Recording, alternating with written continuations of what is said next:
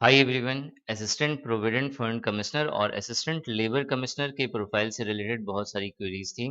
So in this video I will tell you the difference and the similarities between EPFC and ALC profile. सबसे पहले अगर मैं work profile की बात करूं तो दोनों ही पोस्ट पर रिक्रूट पर्सन अपने रीजनल लेवल के सीनियर के अंडर वर्क करते हैं। एपीएफसी यानी कि assistant provident fund commissioner social security से रिलेटेड एक्ट्स और स्कीम्स को इंडस्ट्री के ऊपर इम्प्लीमेंट करवाने का काम करती है।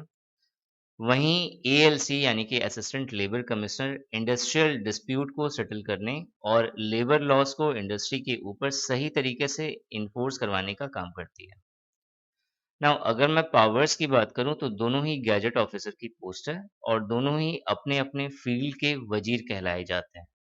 सो अगर किसी के दिमाग में ये क्वेश्चन अगर बन रहा है कि दोनों में ज़्यादा पावरफुल कौन है, तो ये वैसा ही क्वेश्चन हो गया कि गुजरात का सीएम और राजस्थान के सीएम में ज़्यादा पावरफुल कौन है।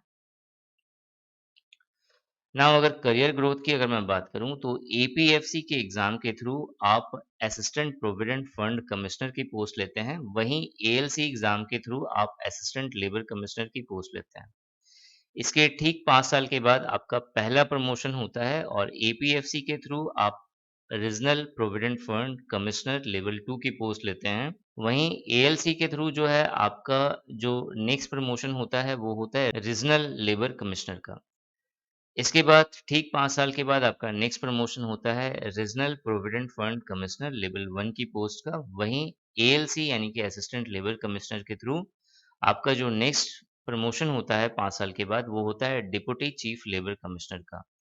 और फाइनल प्रमोशन एपीएफसी के through additional central provident fund commissioner का होता है। वहीं एएलसी के थ्रू जो फाइनल प्रमोशन होता है वो होता है मेरा एडिशनल चीफ लेबर कमिश्नर का।